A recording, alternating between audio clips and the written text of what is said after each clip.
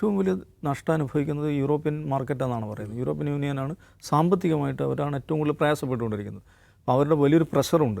ആ പ്രഷറിൻ്റെ തുടർച്ചയാണ് കാരണം സ്പെയിൻ എന്ന് പറയുന്ന ഒരു ലെഫ്റ്റ് ഗവൺമെൻറ് ഭരിക്കുകയാണ്. അവർ നാറ്റോക്ക് നേരത്തെ ബേസുകൾ നിഷേധിച്ചു, ഇപ്പോൾ എയർ സ്പേസ് നിഷേധിച്ചു. അമേരിക്കക്ക് അവർ നാറ്റോ അംഗരാജ്യം അവരുടെ ഒരു നാറ്റോ അലൈക്ക് ബേസ് നിഷേധിക്കുക, എയർ സ്പേസ് നിഷേധിക്കുക എന്ന് പറഞ്ഞാൽ ചരിത്രത്തിൽ സംഭവിച്ചിട്ടുള്ള കാര്യമാണ്. ഇനി അതൊരു ആ രാജ്യത്തിൻ്റെ പൊളിറ്റിക്കൽ പോസ്റ്റാണെന്ന് വിചാരിക്കുക, കാരണം ഒരു ലെഫ്റ്റ് ഗവൺമെൻറ്റാണ് അവിടെ ഉള്ളത്. പക്ഷേ ഫ്രാൻസും ഇറ്റലിയും സമാനമായ തീരുമാനമെടുത്തു, എയർ സ്പേസ് കൊടുക്കില്ല എന്നവർ പറയുന്നു. എന്ന് പറഞ്ഞാൽ നാറ്റോയുടെ ഹിസ്റ്ററിയിൽ ഇങ്ങനെയൊന്നും ഉണ്ടായിട്ടില്ല. അതൊക്കെ എന്തുകൊണ്ടാണ് അവർ ഇത്രയും കർശനമായ പൊസിഷൻ എടുക്കുന്നത്? യൂറോപ്യൻ മാർക്കറ്റിനെ വലിയ തോതിൽ ഹിറ്റ് ചെയ്തുകൊണ്ടിരിക്കുകയാണ്. അപ്പോൾ അവർക്കൊരു മെസ്സേജ് കൊടുക്കുകയാണ്, യുദ്ധം പെട്ടെന്ന് തീരും, കരാറില്ലെങ്കിലും നമുക്കിത് തീർക്കാം, ഒരാഴ്ച കൊണ്ട് തീർക്കാം, അല്ലെങ്കിൽ 2 ആഴ്ച കൊണ്ട് തീർക്കാം എന്ന് പറയുമ്പോൾ അവരെ ഡീൽ ചെയ്യണം. അപ്പോൾ ഒരേ സമയം പലരെയും ഡീൽ മേക്കർ എന്നുള്ളതാണല്ലോ ഈ മനുഷ്യൻ്റെ ഏറ്റവും പ്രധാനപ്പെട്ട ഞാൻ ജീവിതത്തിൽ ആനന്ദം കണ്ടെത്തുന്നത് ഡീലുണ്ടാകും. ഒരു ഡീൽ ക്ലോസ് ചെയ്യുമ്പോഴാണ് നമുക്ക് എഴുതിയിട്ടുണ്ട്, പുള്ളിയുടെ ആത്മകഥയിൽ എഴുതിയിട്ടുണ്ട്. ഒരു തരം ഉന്മാദാവസ്ഥയിൽ ഞാൻ എത്തുമെന്നാണ് പുള്ളി പറയുന്നത്. Once a deal is closed, ഉന്മാദാവസ്ഥയിൽ ഞാൻ എത്തുമെന്നാണ് പറയുന്നത്. ഡീൽ മേക്കർ എന്ന് പറയുന്ന ഡീൽ മേക്കറിന് 87 മറ്റോ എഴുതിയ പുസ്തകമാണത്. അപ്പോൾ അങ്ങനത്തെ ഒരു മനുഷ്യനാണ്. അപ്പോൾ പലരെയും ഒരേ സമയം ഡീൽ ചെയ്യുക എന്നുള്ളതാണ് അതിൽ നടക്കുന്നത്. അപ്പോൾ ആക്ച്വലി എന്താണ് നടക്കാൻ പോവുക എന്നുള്ളത് ഇതെല്ലാം കൂടെ ഒരു പക്ഷേ നടന്നേക്കാം.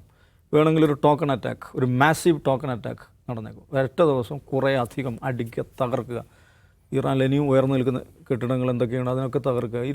ഇറാൻ യുദ്ധത്തിൻ്റെ ഒരു പ്രശ്നം എന്ന് വെച്ചാൽ നമ്മൾ ഈ ഗസ വാറിൻ്റെ സമയത്ത് ഇറ്റ് വാസ് ലൈക്ക് ഒരു ലൈവ് സ്ട്രീംഡ് ജിനോസൈഡ് എന്ന് പറയും. അവിടെ നിന്നുള്ള ദൃശ്യങ്ങൾ നമുക്ക് അപ്പോൾ കിട്ടിക്കൊണ്ടിരുന്നു.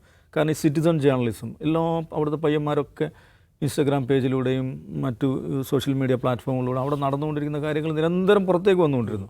നമ്മളതെല്ലാം കാണാൻ പറ്റാത്ത തരത്തിലുള്ള കാഴ്ചകൾ ലോകം മൊത്തം കണ്ടു. ഇറാനിൽ നിന്ന് അത്തരം ദൃശ്യങ്ങൾ, റീലുകൾ കാണുന്നുണ്ടോ സേഫ്? മാത്രമല്ല ഇന്നലെ ഒരു ഉത്തരവ് വന്നിട്ടുണ്ട്, അങ്ങനെ ദൃശ്യങ്ങൾ പ്രചരിപ്പിച്ചാൽ ക്യാപിറ്റൽ പണിഷ്മെന്റ്. ഒന്നാമത് അവിടെ ഇൻ്റർനെറ്റ് ബ്ലാക്ക് ഔട്ടാണ്. യഥാർത്ഥത്തിൽ ഇറാനിയൻ ഗ്രൗണ്ടിൽ എന്താണ്? ടെഹ്റാൻ നഗരം ഇപ്പോൾ എങ്ങനെ കിടക്കുന്നു, ഇസ്ഫഹാൻ എങ്ങനെ കിടക്കുന്നു, അവിടെ ഗ്രൗണ്ടിൽ എന്താണ് നടക്കുന്നത് നാട്ടിൽ ലോകത്തിന് അറിയില്ലല്ലോ. ഇത്രയും പൗണ്ട് ബോംബുകൾ അവിടെ കൊണ്ടുപോയിടുമ്പം ഭീകരമായ ആഘാതങ്ങൾ ഉണ്ടാകുന്നുണ്ടാവുമല്ലോ. ആയിരക്കണക്കിന് മനുഷ്യർ ഇതിനകം കൊല്ലപ്പെട്ട് കഴിഞ്ഞു.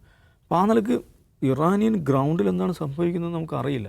അപ്പോൾ ഇവർക്ക് എന്ത് ചെയ്യാം എന്ന് വെച്ചാൽ കുറേ അധികം ബോംബുകൾ ഒരൊറ്റ ദിവസം കൊണ്ടുപോയിട്ടിട്ട് ട്രംപിന് പ്രഖ്യാപിക്കുക, ആമാരൊക്കെ ഞാൻ തീർത്തിട്ടുണ്ട് കേട്ടോ, ഇനി ഒന്നും നിർത്തി പോരാം എന്ന് പറഞ്ഞ് പിൻവാങ്ങാനായിരിക്കാം അദ്ദേഹം ഉദ്ദേശിക്കുന്നതെന്ന് തോന്നുന്നു. പക്ഷെ അതുകൊണ്ടൊന്നും പ്രശ്നം അവസാനിക്കുകയില്ല. ഇറാൻ അതാണ് അടിസ്ഥാനം. ഇറാൻ കീഴടങ്ങില്ല. അതൊരു ഈ യുദ്ധത്തിൽ ഉറപ്പിച്ച് പറയാവുന്ന ഒരേ ഒരു കാര്യമാണ്. ഒരു ജനത, ഒരു സംസ്കാരം, അവരുടെ ഐഡിയോളജി, അവരുടെ പൊളിറ്റിക്കൽ പൊസിഷൻ, അത് വെച്ചിട്ട് എത്താവുന്ന ഏറ്റവും പ്രധാനപ്പെട്ട തീർപ്പ് ഇറാൻ കീഴടങ്ങാൻ പോകുന്നില്ല. അപ്പം എഗൈൻ നമ്മൾ കാണേണ്ടത് ഈ പ്രശ്നങ്ങളെല്ലാം നമ്മൾ ഡിഗ് ഡൗൺ ചെയ്ത് ചുരുക്കി എഴുതിയാൽ ഒരൊറ്റ സെൻറ്റൻസിലാണത്. എന്താണ് ഇതിൻ്റെ കാരണം? ഫലസ്തീനാണ്. എന്തിനാണ് ഇസ്രായേൽ ഇറാൻ ആക്രമിക്കുന്നത്, അല്ലെങ്കിൽ ഇറാനെ തകർക്കണം എന്ന നിലപാട് സ്വീകരിക്കുന്നത്?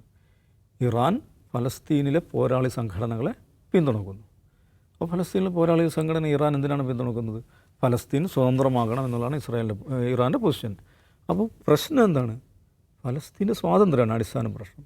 ഞാൻ പറയുന്നത് ഒരു സീസ് ഫയർ വരുന്നു, ട്രംപ് പിൻവാങ്ങിപ്പോകുന്നു, ഈ തൽക്കാല യുദ്ധം അവസാനിക്കുന്നു. ഇതുകൊണ്ടൊന്നും മിഡിൽ ഈസ്റ്റിലെ പ്രശ്നം എന്ന് പറഞ്ഞാൽ ലോകത്തിൻ്റെ പ്രശ്നം അത് അവസാനിക്കാൻ പോകുന്നില്ല. ലോക സമാധാനം എന്ന് പറയുന്നത് അടിസ്ഥാനപരമായി ഫലസ്തീൻ്റെ സ്വാതന്ത്ര്യവുമായി ബന്ധപ്പെട്ട് കിടക്കുന്ന കാര്യമാണ്. കഴിഞ്ഞ 70 വർഷമായിട്ട് അത് ലോകത്തിലെ ഏറ്റവും പ്രധാനപ്പെട്ട ഒരു ബോയിലിംഗ് പോയിൻ്റാണ്.